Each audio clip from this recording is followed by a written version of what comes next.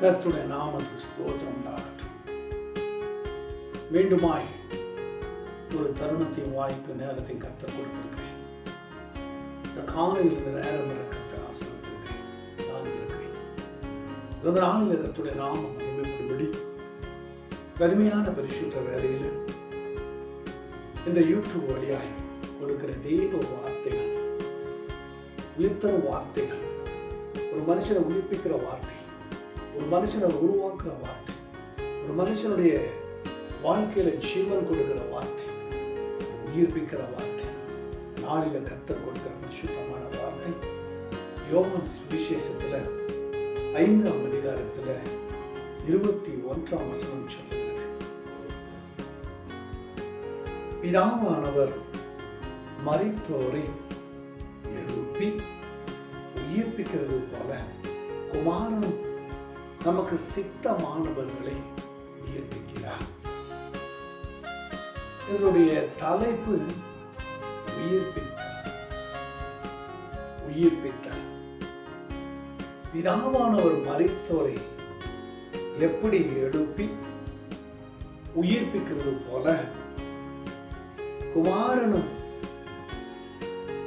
தமக்கு சித்தமானவர்களை உயிர்ப்பிக்கிறார். என் தேவனாகிய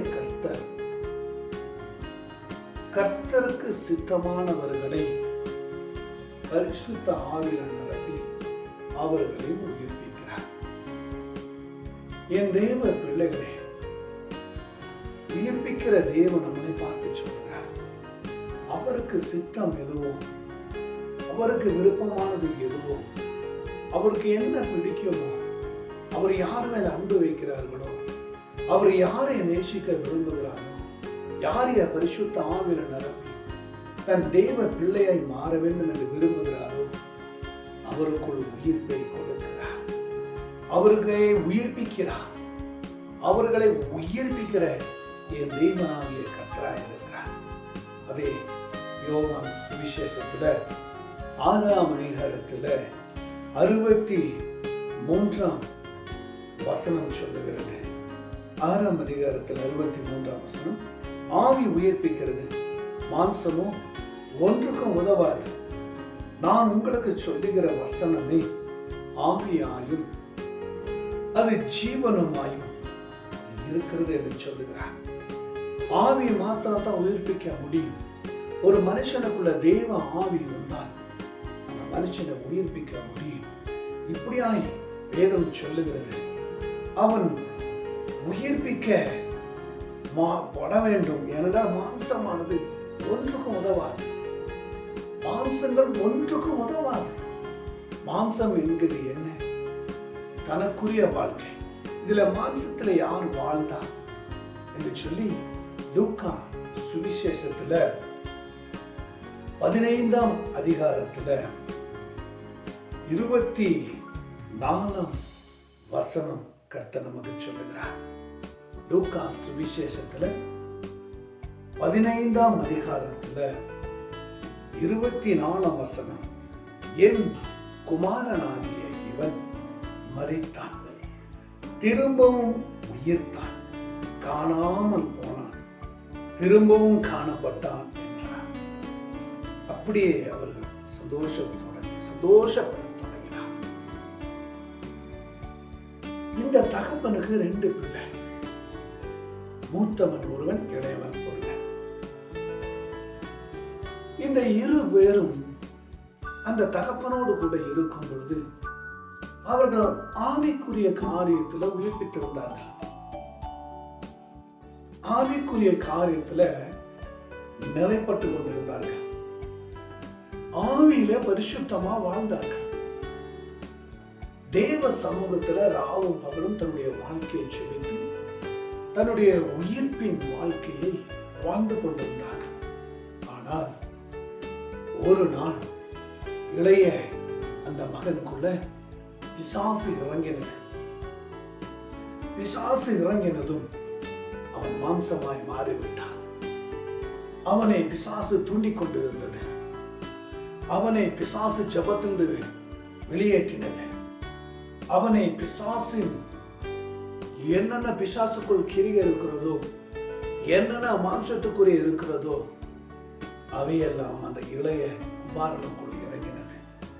இப்ப கர்த்தரை மறந்து விட்டான், இப்ப தகப்பனை மறந்து விட்டான், தன் அண்ணனை மறந்து விட்டான், தன் இல்லத்தை மறந்து விட்டான், தன் இல்லத்தில் இருக்கிற அந்த ஜபத்தை மறந்து விட்டான், இப்ப இல்லத்தில் இருக்கிற அந்த சுதந்திரத்தை மறந்து விட்டான், இப்ப இல்லத்தில் இருக்கிற அந்த சந்தோஷ பரிசுத்தத்தை மறந்து விட்டான், இப்ப இல்லத்துல சுகமான வாழ்வு, சுகமான ஜபம், சுகமான சாப்பாடு, சுகமான உறக்கம், நல்ல வாழ்ந்து கொண்டிருந்தான். இப்ப இந்த வாழ்க்கையை மாற்றி பிசாசு உள்ளே தூண்டி தகப்பனத்துல, தகப்பனே எனக்கு கொடுக்கிற ஆஸ்தியை, எனக்கு கொடுக்கிற பங்கை எனக்கு தர வேண்டும் என்றார். அந்தபடியே தகப்பன் வேணாம், தங்கம் வேணாம் நிறைய சொல்லியிருப்பார். மகனே வேண்டாம், நீ என் கூட இருக்கிறது தான் நல்லது. கர்த்தருடைய பாதுகாப்புல இருக்கிற, கர்த்தருடைய பராமரிப்புல இருக்கிற, கர்த்தருடைய ஆசீர்வாதத்துல இருக்கிற, நீ இந்த தகப்பனை விட்டு போகாதே. ரொம்ப கஷ்டமாயிடும். நீங்க இருக்கும்போது உனக்கு சுதந்திரத்தை தெரியல. பிசாசு உன்னை எப்படியாவது அடிக்க வேண்டும் இந்த வகையில் அடி போகாதே. சொத்துல இருக்கட்டும், உங்களுக்கு தானே கஷ்டப்படுறோம், உங்களுக்கு தானே சேர்த்து வைக்கிறோம், நீங்க அனுபவிக்கத்தானே சேர்த்து வைக்கிறோம், நீங்க என் கூடயே இருந்து சொன்னா. ஆனா இளைய குமாரனும் அப்பானுடைய வார்த்தையை கேட்கல, அப்போடைய வார்த்தை கேட்கல, அப்போடைய எண்ணத்தை கேட்கல, அப்போடைய பரிசுத்தத்தை கேட்கல. தன் இஷ்டப்படி வாழும்படி தன் தகப்பனத்துல காசு கேட்கிறார். என் சொத்தெல்லாம் கொடு என்று சொல்லுகிறார். இப்படியாய் ஒரு தகப்பன், தன் இருக்கிறது ஒரே பெண் பிள்ளை, ஒரே பிள்ளைத்தான். அந்த தகப்பன் எப்பொழுது பார்த்தாலும் சிரித்துக் கொண்டிருப்பார். ஒரு நாள் அந்த தகப்பன் பட்டத்தை விட்டு கொண்டிருந்தார். அந்த பட்டம் சுதந்திரமாய் பறந்து கொண்டிருந்தது. இந்த மகளிடத்துல எப்பொழுதும் செபி, வேத வாசி, தேவனோடு கூட இரு, தேவனோடு இருப்பது தான் நமக்கு சேஃப்டி, தேவனோடு கூட இருப்பது தான் நமக்கு பாதுகாப்பு, தேவனோடு கூட இருக்கிறது தான் நம்முடைய நல்ல வாழ்க்கை, அவர் நம்மளோடு கூட இருந்து உன்னை ஆசீர்வதிப்பார் என்று சொல்லி தகப்பன் தன் பிள்ளைகளுக்கு சொல்லிக் கொண்டே இருப்பார், பிள்ளைகளுக்கு போதித்துக் கொண்டே இருப்பார். ஆனா இந்த பிள்ளை கேட்கல. இந்த பிள்ளை ஏனோ தானமான ஒரு வாழ்க்கையை வாழ்ந்தது, ஏனோ தானமான ஒரு வாழ்க்கையை வாழ்ந்தது. ஒரு நாள் இந்த தகப்பன் பட்டத்தை விட்டு பறந்து கொண்டு இருக்கும் பொழுது இந்த மகள் வந்து ஒரு கத்திரை எடுத்துக்கொண்டு வந்தாள். கத்திரை எடுத்துக்கொண்டு வந்ததுமே தகப்பனுடைய கரத்தில் இருக்கிற அந்த பட்டத்தை, பறக்கிற அந்த பட்டத்தின் கயிறை கட் பண்ணி விட்டார், வெட்டி விட்டார். அந்த பட்டம் தன் தகப்பனுடைய கரத்திலிருந்து போய்விட்டது. அது போய் அது மரத்தில் எல்லாம் சிக்கி, அது கரண்டு கம்பி எல்லாம் சிக்கி, அது பிரயோஜனம் இல்லாம போய்விட்டது. அது கிழிந்து அது பயனில்லாம போயிடுச்சு. இனி மறுபடியும் அது சேர்க்க முடியாது, அது மீண்டும் அது ஒன்றுபடுத்த முடியாது, அது மீண்டும் சேர்த்து அதை பட்டத்தை பறக்க முடியாது. ஏனென்றால் அந்த பட்டம் அந்த தகப்பனோடு கூட இருக்கும் பொழுது அந்த தகப்பனுடைய பாதுகாப்பிலே, அந்த தகப்பனுடைய கண்ட்ரோலிலே, அந்த தகப்பனுடைய உதவியிலே அந்த பட்டம் பறந்து கொண்டிருந்தது. அந்த பட்டம் சுதந்திரமாய் பறந்து கொண்டிருந்தது. மகள் வந்து கட்டி எப்படி இந்த கத்திரியில கட் பண்ணாலும் அது எல்லா இடத்திலும் சின்ன பின்னமாய் பிரயோஜனம் இல்லாம போச்சு, மதிப்பு இல்லாம போச்சு, அது பார்க்க கூட யாரும் இல்லை, அது நேசிக்க கூட இல்லை, பிரயோஜனம் இல்லாம போச்சு. அப்ப அந்த தகப்பன் தன்னுடைய மகளை அழைத்துங்க, வா மகளே என்று அழைத்து, நீ பார், என் கையில இருந்து அந்த பட்டத்தை வெட்டி விட்டாய், இப்ப அந்த பட்டத்தை பார் அப்படின்னு சொல்லும் பொழுது அந்த பட்டம் என்ன நிலைமையில இருக்கிறது, அது என்ன சூழ்நிலை இருக்குது, நீ பார் மகளே என்று சொல்லும் பொழுது தன் தகப்பனிடத்துல அந்த மகள் சொல்லுகிறார், அப்பா இந்த பட்டம் சின்ன பின்னமாய் விட்டது, பிரயோஜனம் இல்லாம போய்விட்டது, ஒண்ணுக்கும் உதவாம போய்விட்டது, வேஸ்ட் வீணாய் போய்விட்டது என்று சொன்னாராம். அப்ப தகப்பன் தன் மகளை நோக்கி சொன்னான், மகளே நீயும் அப்படித்தான், நீயும் தேவனாகிய கர்த்தருடைய சமூகத்தை விட்டு போனான், தேவனுடைய பரிசுத்தை விட்டு போனான், தேவனுடைய வார்த்தைக்கு கீழ்ப்படியாமல் போனான், தேவனை அண்டிக் கொண்டு வாழ நீ இல்லை என்று மறுதளித்து போனான், நீயும் இந்த பட்டத்தை போலத்தான் சின்ன பின்னமாயிருப்பான். அந்த பட்டம் எங்கிட்ட இருக்கும் பொழுது அது பாதுகாப்பா இருந்தது, அது எந்த இடத்திலும் சிக்கி தொல்லாம, எந்த இடத்துல சிக்கி கொள்ளாம, எந்த இடத்திலும் அது மாட்டிக்கொள்ளாமல் அது கருத்தாய் கூட இருந்தது. அது நேர்த்தியாக இந்த பட்டம் பறந்து கொண்டு இருந்தது. இன்னைக்கு நீ கட் பண்ணனால அப்படி ஆகிவிட்டது, சின்ன பின்னமாகிவிட்டது. மகளே, இன்னைக்கு நீயும் தகப்பனுடைய காரியத்துல, தகப்பனுடைய வார்த்தைக்கு கீழ்ப்படியாமல் நீயும் போனால் நீயும் இப்படித்தான் சின்ன பின்னமாய் மாறி விடுவாய். உன்னையும் மதிக்க அற்றவளாய் மாறி விடுவாய். நேசிக்க ஒருவரும் இருக்க மாட்டாங்க, யாரும் உன்னை நேசிக்க மாட்டாங்க. சின்ன பின்னமாய் விடும். தகப்பனோடு கூட இருக்கணும் மட்டும்தான் சுதந்திரமாயிருச்சு. இன்னைக்கு நீயும் தகப்பனை விட்டு விலகிறாள் என்று சொல்லும்போது உடனே தன் மகள் கதறி அழுது, தகப்பனே, நான் உனக்கு விரோதமாய் பாவம் செய்துட்டேன், உங்க வார்த்தைக்கு கீழ்ப்படியல, உங்க வார்த்தைக்கு நான் கீழ்ப்படியல, நான் தப்பு பண்ணிட்டேன், என்னை மன்னிங்க என்று சொல்லி தகப்பனை நோக்கி கதறினாள் அந்த மகள். தகப்பனை நோக்கி கதறினாள் மகள். உடனே தேவன் மன்னித்தார். மீண்டும் ஒரு வாய்ப்பை கொடுத்தார். மீண்டும் ஒரு நல்ல ஒரு தருணத்தை கொடுத்தார். மீண்டும் தன்னை தாழ்த்தினால, தன் பாவங்களை அறிக்கையிட்டனால தேவ சமூகத்தில் வரும்படி ஒரு வாய்ப்பை கொடுத்தார். இன்னைக்கு என் தெய்வ பிள்ளைகளே, இந்த வசனத்தையும் ஜெபத்தையும் பார்க்கிற உங்களை கர்த்தர் பார்த்து சொல்லுகிறார். இன்னைக்கு நீங்களும் உங்க தாய் தகப்பனுடைய வார்த்தையை கேட்காமல், உங்க சபையில போதிக்கிற ஊழியக்காரருடைய வார்த்தைகளை கேட்காமல், தேவ வசனத்தை கேட்காமல், தேவனுடைய அன்பில நிலைத்தில்லாமல் நீங்களும் பட்டத்தை போல சிதறி கிடக்கிறீர்களா? நீங்களும் தகப்பனை விட்டு தூரமாய் இருக்கிறீர்களா? நீங்களும் தேவனை விட்டு அகன்று கிடக்கிறீர்களா? இன்றைக்கு இந்த வசனத்தின் ஜெபத்தையும் பார்க்கிற உங்களுக்காக கர்த்தர் பேசிக் கொண்டிருக்கிறார். இன்றைக்கே உன்னை திரும்பி கொள். கர்த்தர் உன்னை உயிர்ப்பிக்கிறார், உன்னை உயிர்ப்பிக்க ஆசைப்படுகிறார். அந்த ஊதாரி மகன் அப்படித்தான் தன் தகப்பனுடைய ஆசீர்வாதம் வாங்கி கொண்டு தன்னுடைய வாழ்க்கையை வாழும்படி அந்த ஆசீர்வாதம் எடுத்துக்கொண்டு வேறு தேசத்துக்கு போனான். வெகு தூரமா போனான். அந்த பணத்துல ஃப்ரெண்ட்ஸோட எல்லாம் சேர்ந்து ஃப்ரெண்ட்ஸோடு கூட வாழ்ந்து சம்பூர்ண அபச்சாரத்தோடும் பாவத்திலும் உலக இன்பத்தோடும் மதுவாலும் குடியினாலும் குடி பழக்கத்தினாலும் உலக இன்ப ஆசையிலும் வாழ்ந்து கொண்டிருந்தார். பிசாசு அவனை கட்டி வைத்தது, உலக காரியத்தை கட்டி வைத்தது, உலகத்துல இன்பம் என்று கட்டி வைத்தது. உலகம்தான் மகிழ்ச்சி தரும், உலகத்தான் நிறைவு தரும், உலகத்தான் ஆசீர்வாதம் என்று சொல்லி உலகத்திலே கட்டி வைத்து அந்த ஊதாரி மகன் தன்னுடைய வாழ்க்கையை கெடுத்துக் கொண்டிருந்தான். தன் வாழ்க்கையை கேடுபடுத்தி கொண்டிருந்தான். தன் வாழ்க்கையை கரைப்படுத்தி கொண்டிருந்தான். தன்னுடைய தகப்பனுடைய வார்த்தைக்கு கீழ்ப்படியாமல் போய்விட்டான். பணம் கொஞ்சம் கொஞ்சம் தீருகிறது. பணம் கொஞ்சம் கொஞ்சம் தீருகிறது. இருக்கிற பணம் எல்லாம் ஃப்ரெண்ட்ஸுங்கள் வாங்கி எல்லாமே தீரும்படி ஆகிவிட்டது. இப்போ போக போக போக போக போக பணம் எல்லாம் தீர்ந்து விட்டது. இப்போ எல்லாம் தீர்ந்து விட்டதுமே இப்ப கையில பணம் இல்லை. இப்ப இருந்த ஃப்ரெண்ட்ஸுங்களும் உதவி பண்ண யாரும் இல்லை. ஃப்ரெண்ட்ஸுங்களும் விட்டுட்டு போயிட்டாங்க. இப்போ உலகத்துல ஒன்றுமே இல்லை. நல்ல உடை அணிந்தவன், நல்ல சுகமா சாப்பிட்டு இருந்தவன், தன் தகப்பனோடு கூட இருந்து தெய்வ சமூகத்தில் இருந்தவன் இன்னைக்கு சாப்பாட்டுக்கு வழி இல்லாம, பணம் கையில இல்லாம, நல்ல உடை இல்லாம, நல்ல உணவு இல்லாம, குளிக்காம, தாடியெல்லாம் விட்டு, முடியெல்லாம் விட்டு, எல்லாம் சடையை போல பின்னி, ஒன்றுக்கும் இல்லை புரோஜனம் இல்லாம நாற்றம் பிடித்து கிடக்கிறான். நாற்றம் பிடித்து கிடைக்கிறான். மேலெல்லாம் ஈமிக்கிறது. அழுக்குகள் அழுக்குகள் குப்பைகள் மேல விட்டு போயிட்டாங்க. அந்த இடத்துல என்ன செய்வதற்கு தெரியல. தூரத்துல பார்க்க ஒரு அண்ணனோடு கூட சென்று அந்த பண்ணி மேய்க்கும்படி, எனக்கு அந்த பண்ணி மேய்க்கும்படி அந்த வேலையை கொடுங்க என்று சொன்னார். ஆனா பசி ஒரு பக்கம், வேதனை ஒரு பக்கம், பலவீனம் ஒரு பக்கம், நல்ல சாப்பாடுல என்ன செய்வது என்று ஒரு துடிக்கிறான். தவிடு அந்த பன்றிக்கு கொடுக்கிற அந்த தவிடாவது சாப்பிட்டு தன் வாழ்க்கையை கழித்துக் கொள்ளலாம், தன் வாழ்க்கையை கழித்துக் கொள்ளலாம் நான் நினைத்தான். அந்த பன்றி சாப்பிடுகிற தவிடும் கூட அவனுக்கு கிடைக்கல. அவனுக்கு கிடைக்கல. உனக்கு நல்ல வழியை தகப்பன் காண்பித்தார். உனக்கு பரிசுத்தமான வழியை தகப்பன் காண்பித்தார். ஆசீர்வாதமான வழியை உனக்கு தேவன் காண்பித்தார். நல்ல வாழ்வை வாழும்படி தகப்பன் உனக்கு காண்பித்தார். ஆனா உன் ஆத்துமா தேவ சமூகத்துல திருப்பல.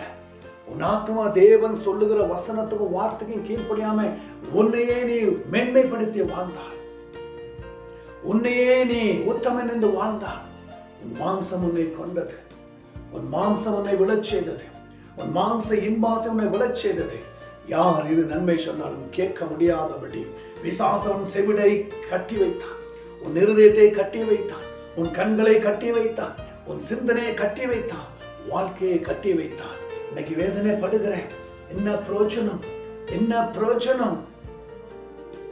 உடனே அந்த இடத்துல யோசிக்கிறான், என் தகப்பன் எத்தனையோ வேலையாட்கள் இருக்கிறார்களே, நல்ல சாப்பிட்டு சுகபோஷனமா இருக்கிறார்களே, நான் ஏன் அது அப்பா கிட்ட போய் ஒரு வேலையாட்களே போல ஏதோ கிடைப்பதை சாப்பிட்டு கொள்ள என்று சொல்லி கெட்டு போன புத்தி, கெட்டு போன உணர்வு, கெட்டு போன எண்ணம், கெட்டு போன வாழ்க்கை, கெட்டு போன ஆஸ்தியை எல்லாம் செலவு செய்து இப்ப வசதி இல்லாம, சாப்பாடு இல்லாம, உணர்வு இல்லாம, பசி ஒரு பக்கம், சரிகிற பலன் அல்ல, சரிகிரம் எல்லாம் கட்டி வைக்கப்பட்டது.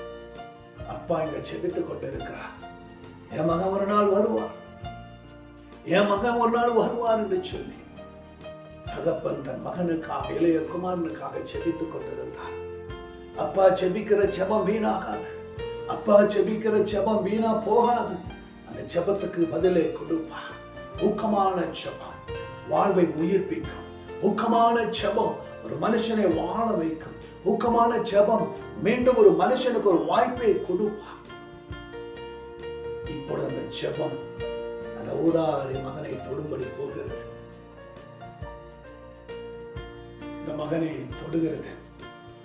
இப்பொழுதே அவன் தன்னுடைய வாழ்க்கையை, அவனுக்கு புத்தி தெளிந்த பொழுது அவன் என் தகப்பன் கூலிகாரன் எத்தனையோ பேருக்கு பூர்த்தியான சாப்பாடு இருக்கிறது, நான் பசியினால் சாகுகிறேன் என்று சொல்லி லூக்கா 15ஆம் அதிகாரத்துல 17ஆம் வசனம் சொல்றேன், எழுந்து என் தகப்பனிடத்துக்கு போய், தகப்பனை பரத்துக்கு விரோதமாய் உனக்கு முன்பாக பாவம் செய்தேன் என்று சொல்லுவேன், இனிமேல் உடைய குமார் என்று சொல்லப்படுவதற்கு நான் பார்த்ததுனால உடைய கூலிக்காரர்கள் ஒருவனாக என்னை வைத்துக் கொள்ளும் என்றுதான் எழுந்து புறப்பட்டான்.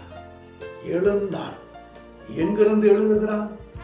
பாவ பிடியிலிருந்து எழுதுகிறான், சாப கட்டிலிருந்து எழுதுகிறான். இப்போ மனசே மாறணும். அவன் இப்ப தகப்பனை பார்க்க வருகிறான், தந்தையை பார்க்க வருகிறான். புத்தி தெளிவாகிறது, கெட்டு போன புத்தி சரியாகிறது, புத்தி கெட்ட புத்தி அந்த இடத்துல பரிசுத்தமாக்குறாரு. ஏனென்றால் தகப்பன் மகனுக்காக செபித்தார். ஒரு ஆட்டுக்குட்டி இழந்து போயிடக்கூடாது, ஒரு மகனை இழந்து போயிடக்கூடாது. 99 ஆடை காட்டிலும் ஒரு ஆடு தான் முக்கியம் என்று சொல்லி தன் தகப்பன் ஊராரி மகனுக்காக செபித்துக் கொண்டிருந்தார். இப்ப புத்தி தெளிவாகிறது, யோசனை தெளிவாகிறது. இப்போ பரிசுத்த அந்த புத்தி வருகிறது. இப்ப நான் செய்கிற தவறின் புத்தி வருகிறது, நான் செய்த பாவத்தின் புத்தி அவனுக்குள்ள வருகிறது. இப்ப எழுதுறான். இப்ப அந்த இடத்துல உட்கார்ந்த இடத்துல இருந்து, அமர்ந்த இடத்துல இருந்து, வாழ்க்கையிலிருந்து எழுந்துகிறான். எழுந்து புறப்பட்டு தன் தகப்பனத்துல வந்தான். அவன் தூரமாய் வரும் பொழுது அவனுடைய தகப்பன் அவனை கண்டு மனதுருகி ஓடி அவன் கழுத்தை கட்டி கொண்டு அவனை முத்தம் செய்தான். தகப்பன் தூரம் வருவதை தகப்பன் பார்த்தான். ஏன்னா தகப்பனுக்கு ஒரு நம்பிக்கை இருந்தது, தகப்பனுக்கு ஒரு விசுவாசம் இருந்தது. என் மகன் எங்காவது ஒரு நாள் வருவான், என் மகன் என்றைக்கும் மாண்டு மரித்து போக மாட்டான், அவனை எப்படியாவது என் தேவனாகிய கர்த்தர் விடுவிப்பார், அவனை எப்பொழுதும் சாப கட்டிலிருந்து விடுவிப்பார், அவனை தேவன் கூட்டிக் கொண்டு வருவான், தேவன் எப்படியாவது அவனுக்கு மறுவாழ்வை கொடுத்து கொண்டு வருவான் என்று சொல்லி தகப்பனுடைய இருதயம் ஏங்கிக் கொண்டிருந்தது. தகப்பனுடைய விசுவாசம் நிறைந்து கொண்டிருந்தது, தன்னுடைய விசுவாசம் உறுதிப்பட்டு கொண்டிருந்தது. தன்னுடைய விசுவாச நம்பிக்கையிலே தகப்பன் மகனுக்காக செபித்தார். எந்த நம்பிக்கையில செபித்தாரோ, எந்த விசுவாசத்துல செபித்தாரோ, எந்த காத்திருந்து செபித்தாரோ, கர்த்தர் வார்த்தைகளை கேட்டார், கர்த்தர் ஜெபத்தை கேட்டார், தகப்பனுடைய கண்ணீரை கேட்டார், தகப்பனுடைய விண்ணப்பத்தை கேட்டார், தகப்பனுடைய ஜெபத்தை கேட்டார். உடனே மனம் இறங்கினார், ஊதாரி மகனுக்குள்ள இறங்கினார்.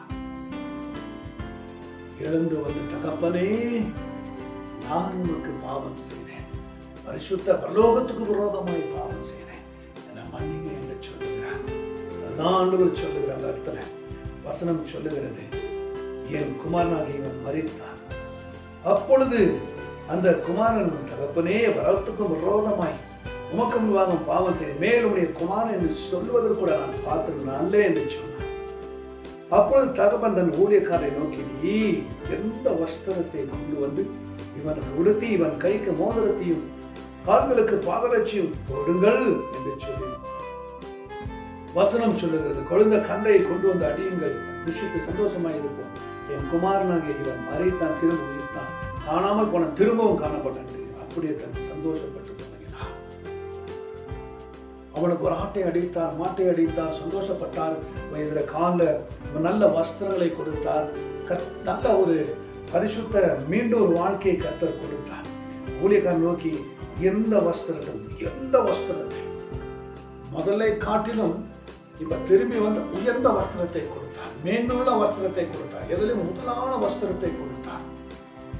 கானா ஊரில முதல்ல திராட்சரசம் கொடுக்கும்போது அது கம்மி சுவையா இருந்தது. ரெண்டாவது தீர்ந்த பிறகு ரெண்டாவது கர்த்தர் ஆசீர்வாதத்தை கொடுக்கும் பொழுது ஒருவர் குடித்து, தேவனாகிய கர்த்தாவே, இந்த மாதிரி ரசத்தை நான் குடித்தது இல்லை, இது எங்கிருந்து வந்தது, எப்படி வந்தது, ஏன் இப்படி வச்சிருக்கீங்க, முதல்ல தானே எல்லாம் கொடுப்பாங்க, நீங்க கொடுக்க வேண்டியது என்று சொல்றார். ரெண்டாவது கொடுக்கிற அந்த திராட்சை ரசம் அவ்வளவு சுவையா இருந்ததா, பூமியில கிடைக்காத ஒரு சுவை. அதே ஊதாரி மகனுக்கு அப்படித்தான். முதல்ல இருந்த வஸ்திரத்தை காட்டிலும் மேன்மையுள்ள வஸ்திரம், உயர்ந்த வஸ்திரம், எல்லாவற்றிலும் பெருமைப்படுத்தக்கூடிய ஒரு வஸ்திரத்தை கொடுத்து கொண்டு வந்து இவனுக்கு உடுத்தி இவன் கைக்கு மோதிரத்தையும் கால்களுக்கு பாதரட்சியத்தையும் கொடுத்தார். இன்னைக்கு கர்த்தர் உங்களை பார்த்து சொல்கிறார், நீங்களும் இழந்து கிடக்கிறீர்களா? நீங்களும் ஆண்டு மணிந்து கிடக்கிறீர்களா? நீங்களும் மாம்சத்துல உயிர்ப்பிக்காம இருக்கிறீங்களா? நீங்களும் உலர்ந்து போய் சோர்ந்து போய் கிடக்கிறீர்களா? கர்த்தர் அந்த நாளில் உங்களை அழைக்கிறார். கர்த்தர் அந்த நாளில் உங்களை அழைக்கிறார். அவருடைய ஆவியில நிரம்பி உயிர்ப்பிக்க அழைக்கிறார். அவருடைய பரிசுத்தத்துல வாழ அழைக்கிறார். ஊதாரி மகனுக்கு மீண்டும் ஒரு வாய்ப்பை கொடுத்தார், மீண்டும் ஒரு தருணத்தை கொடுத்தார், மீண்டும் தேவ பரிசுத்தத்துக்கு ஒரு வாழ்வை கொடுத்தார், மீண்டும் கர்த்தர் ஏற்றுக்கொண்டார், மீண்டும் கர்த்தர் தெரிந்து கொண்டார். உளையான சேற்றிலிருந்தும் உளையான குப்பையிலிருந்தும் அவனை தூக்கி எடுத்து அவனை கழுவி சுத்தமாக்கி ராஜாவின் சிங்காசனத்துல உயர்ந்த ஸ்தானத்துல வைக்கிறவர் ஒரே ஒருவர், நம்மை உருவாக்கின இந்த ஜெபத்தை வசனத்தை கேட்கிற இந்த தேவனாகிய கர்த்தர் மாத்திரமே.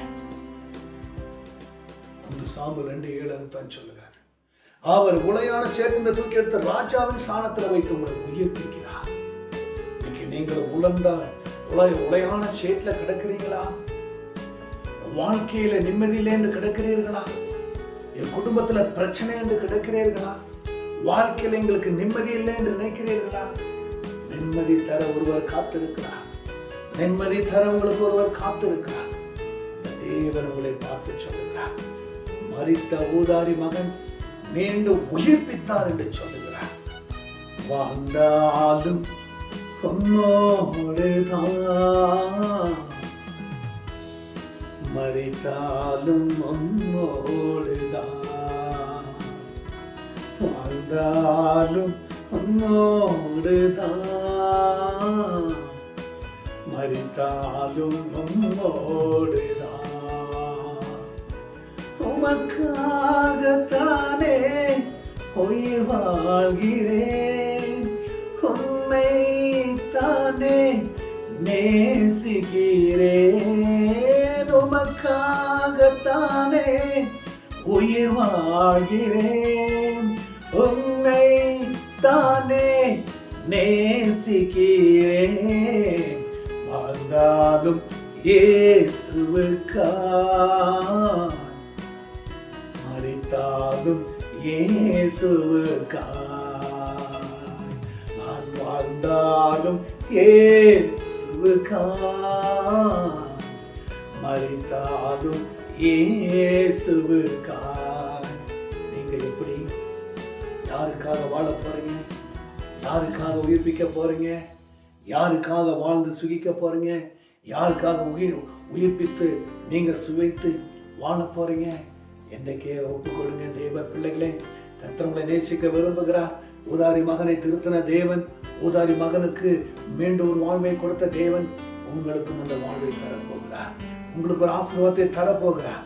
எபேசியர்ல ரோமர்ல 8ஆம் அதிகாரத்துல இப்படியான ஒரு வசனம் சொல்லுகிறது. தேவ பிள்ளைகளே, நம்ம ஜெபத்தை வசனத்தை நம்புங்க. ஏற்றுக்கொள்ளுங்க. ஏனோதானமா எல்லாம் பார்க்காதீங்க. உங்களுக்கு ஒரு அழைப்பு வருகிறது, வாழ்க்கையை மாற்ற ஒரு அழைப்பு வருகிறது. பூமியில தேவ வார்த்தையும் வசனத்தையும் கேட்கும் போது தான் வாழ்க்கையை மாறும். உங்களுக்கு ஒரு ஆசீர்வாதம் வரும், உங்களுக்குள்ள ஒரு நிறைவு வரும். இப்பொழுதே நீங்க அந்த அபிஷேகத்தை பெற்றுக்கொள்ளுங்க. ரோமர்ல 8ஆம் அதிகாரத்துல இப்படியாய் ஒரு வசனத்தை கர்த்தர் சொல்லுகிறார். 8ஆம் அதிகாரத்துல 11ஆம் வசனம். அன்றியும் இயேசுவை மரித்தோர்ந்து எழுப்பினவருடைய ஆவி உங்களுக்குள் வாசமாய் இருந்தால், கிறிஸ்துவை மரித்தோர்ந்து எழுப்பினவர் உங்களுக்குள் இருந்து வாசமாய் இருக்கிறது. நம்முடைய ஆவியினால சாவுக்கு எதுவான உங்கள் சரீரங்களை உயிர்ப்பிக்கிறது என்று சொல்லுகிறார். உயிர்ப்பிக்கிறது. அவர் சொல்லுகிறார், தேவனுடைய ஆவி உங்களுக்குள் வாசமாய் இருந்தார். ஒரு மனுஷனுக்குள்ள தேவ ஆவி வாசமாய் இருந்தார். ஒரு மனுஷனுக்குள்ள தேவனுடைய ஆவி கிரியை செய்தார். ஒரு மனுஷனுக்குள்ள தேவ ஆவி நடத்தினார். ஒரு மனுஷனுக்குள்ள ஆவி உயிர்ப்பிக்கிற காரியம் அவனுக்குள் இருந்தால், நீங்கள் அப்படி சொல்லுங்க, நீங்கள் மாம்சத்துக்கு உட்பட்டவர்களாய் ஈராமல் அப்படின்னு சொல்றாங்க. தேவனுடைய ஆவி உங்களில் வாசமாய் இருந்தால் நீங்க மாம்சத்துக்கு உட்பட்டவராய் ஈராமல். தேவனுடைய ஆவி உங்களுக்குள்ள இருந்தால் மாம்சம் ஓடிவிடும், சுயம் ஓடிவிடும், சுய வாழ்க்கை ஓடிவிடும், சுய காரியங்கள் மறைந்து விடும், சுயத்தில் வாழ முடியாது, சுயம் உங்களை மேற்கொள்ளாது. கிறிஸ்துவுடைய ஆவி உங்களை உயிர்ப்பிக்கிறது. கர்த்தருடைய ஆவியானவர் உங்களுக்குள்ள நிரம்பி இருக்கிறார். அதனால கர்த்தர் உங்களை உயிர்ப்பிப்பார். அவருடைய ஆவி மாம்சத்திலிருந்து உங்களை விளக்கும். நீங்கள் மாம்சத்துக்கு உட்பட்டவர்களாய் இராமல் ஆவிக்கு உட்பட்டவர்களாய் இருப்பீர்கள். கிறிஸ்துவின் ஆவி அவனுக்குள் இருக்கிறது. கிறிஸ்துடைய ஆவி அவனுக்குள் இருக்கிறது என்று வேதம் சொல்லுகிறது. கிறிஸ்துடைய ஆவி அவனுக்குள்ள உயிர்ப்பிக்கிறது. அவன் சொல்லுங்க, ஆண்டவர் சொல்லுகிறார், அன்றைய இயேசு கிறிஸ்து மரித்தோர் எழுப்பினுடைய ஆவி உங்களுக்குள் வாசமாய் இருந்தால், கிறிஸ்துவை மரித்தோடு இருந்து எழுப்பினவர் உங்களுக்குள் வாசமாய் இருக்கிறார். நம்முடைய ஆவியினாலே சாவுக்கு எதுவான உங்கள் சரீரங்களை உயிர்ப்பிக்கிறது. செத்து செத்து கிடக்கிறீங்களா? மரித்து மரித்து பாவத்துல கிடக்கிறீங்களா? மண்ணோடு பாவம் ஒட்டிக்கொள்வது போல நீங்களும் பாவத்துல மண்ணோடு ஒட்டிக்கொள்ள இருக்கிறீங்களா? இன்றைக்கு உங்க பாவத்தை விட்டு விலகுங்க. இன்றைக்கு கர்த்தர் உங்களை உயிர்ப்பிக்க போகிறார்.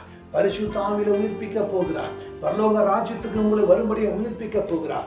நல்ல வாழ்வும் வழியும் கொடுத்து உங்களை உயிர்ப்பிக்க போகிறார். இன்றைக்கு இப்பொழுதே இந்த ஜெபத்தை யூடியூப்ல பார்க்கிற ஒவ்வொரு குடும்பங்களையும் கர்த்தர் இப்பொழுதே உயிர்ப்பிக்கிறார். நம்புங்க, பரிசுத்தத்திலே ஏற்றுக்கொள்ளுங்க. அவர் உங்களை நடத்த விரும்புகிறார். அவர் உங்களை உயிர்ப்பிக்க விரும்புகிறார். அவர் உங்களை மென்மேலும் ஆசீர்வதிக்க விரும்புகிறார். இப்பொழுதே தேவ சமூகத்துல வாங்க. இப்பொழுதே கர்த்தருடைய அன்பில நிலைத்திருங்க. இப்பொழுதே கர்த்தர் உங்களை அழைக்கிறார். அவருடைய பரிசுத்தத்துக்கு அழைக்கிறார். அவருடைய அன்புக்கு அழைக்கிறார். அவருடைய விருப்பத்துக்கு அழைக்கிறார். அவர் உங்களை உயிர்ப்பிக்க விரும்புகிறார். உயிர்ப்பிக்க விரும்புகிறார். உயிர்ப்பிக்க விரும்புகிறார். இப்பொழுதே உங்களை கொடுங்க. இப்பொழுதே உங்க பரிசுத்தத்துக்குள்ள கொடுங்க. கர்த்தர் உங்களை நடத்த போகிறார். கர்த்தர் உங்களை நடத்த போகிறார்.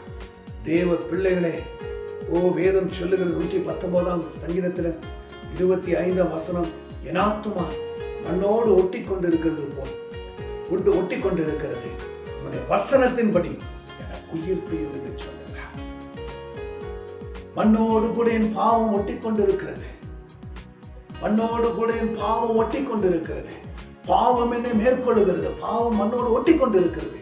இவையில் நான் விடுதலை ஆக வேண்டும். என்னை உயிர்ப்பியும் ஆண்டவரே. உம்முடைய வசனத்தின்படி என்னை உயிர்ப்பியும். உம்முடைய பரிசுத்த வார்த்தையின்படி என்னை உயிர்ப்பியும். உங்க வார்த்தை எனக்கு அனுப்புங்க. உங்க வார்த்தை எனக்கு அனுப்பி என்னை உயிர்ப்பியுங்க என்று சொல்லி தேவனாகிய கர்த்தருடைய சமூகத்துல தாவீது கேட்கிறார். நீங்கள் உயிர்ப்பிக்கப்பட வேண்டும். நீங்களும் பரிசுத்த ஆவியில் உயிர்ப்பிக்கப்பட வேண்டும். இதோ உம்முடைய கட்டளைகளின் மேல் வாஞ்சியா இருக்கிறேன். உம்முடைய நீதியினால் என்னை உயிர்ப்பியும். 119:40 உங்க நீதியினால் என்னை உயிர்ப்பியும். உங்க நீதியை அனுப்புங்க. அந்த நீதி என்னை உயிர்ப்பிக்கும். உம்முடைய பரிசுத்த நீதி என்னை உயிர்ப்பிக்கும் என்று சொல்லி அந்த இடத்துல வார்த்தைகளை கர்த்தர் வைத்திருக்கிறார். அதே 139 93 வசனம் சொல்லுகிறது, இப்படியாக ஆண்டவருடைய சமூகத்தில் நான் ஒருபொழுதும் உம்முடைய கட்டளைகளை மறக்க மாட்டேன், அவைகளால் நீர் என்னை உயிர்ப்பிக்கிறேன். உம்முடைய பிரமாணங்களை, உம்முடைய பரிசுத்த கட்டளைகளை, உம்முடைய வார்த்தைகளை என்னை உயிர்ப்பிக்கிறது, என்னை உயிர்ப்பிக்கிறதா இருக்கிறது, என்னை உயிர்ப்பிக்கிறதா இருக்கிறது. நான் அவைகள் மறக்க மாட்டேன், உம்முடைய கட்டளைகளை மறக்க மாட்டேன், அவைகளை நீர் என்னை உயிர்ப்பிக்கிறதா இருக்கிறது என்று சொல்கிறார். உயிர்ப்பிக்கிறதா இருக்கிறது. உங்க கட்டளைகளை என்னை உயிர்ப்பிக்கிறதா இருக்கிறது. உங்க பரிசுத்த வார்த்தை என்னை உயிர்ப்பிக்கிறதா இருக்கிறது என்று சொல்லுகிறார். தேவன் பிள்ளைகளே, உங்கள் உயிர்ப்பிக்கும்படி வசனத்தை அனுப்புகிறார். உங்களை உயிர்ப்பிக்கும்படி கர்த்தர் பேசுகிறார். நீங்களும் இன்றைக்கே ஒப்பு கொடுங்க, இன்றைக்கே ஒப்பு கொடுங்க. கர்த்தர் உங்களை உயிர்ப்பிக்க போகிறார், உங்களை உயிர்ப்பிக்க போகிறார். எபேசியர் 2 அதிகாரத்தில் 1 வசனம், அக்கிரமங்களினாலே பாவங்களினாலும் மரித்தவர்களாய் இருந்த உங்களை உயிர்ப்பிக்கிறார்.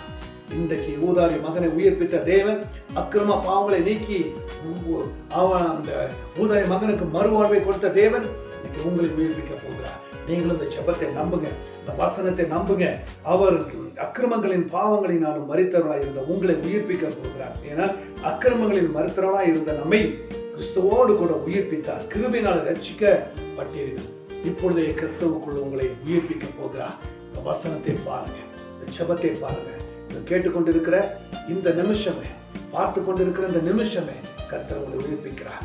வாழ்க்கையை உயிர்ப்பிக்கிறார், உணர்வுகளை உயிர்ப்பிக்கிறார், நினைவுகளை உயிர்ப்பிக்கிறார், உழைப்புகளை உயிர்ப்பிக்கிறார்.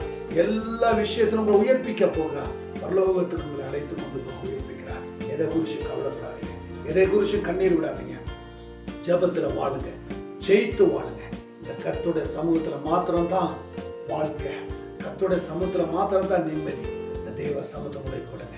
பார்க்கிற தேவனாகிய கர்த்தாவை, இந்த வசனத்தின் ஜெபத்தை பாருங்க. ஒவ்வொரு பிள்ளைகளையும் இப்பொழுதே இயேசுவின் நாமத்தில் தொடப்படுவாங்க.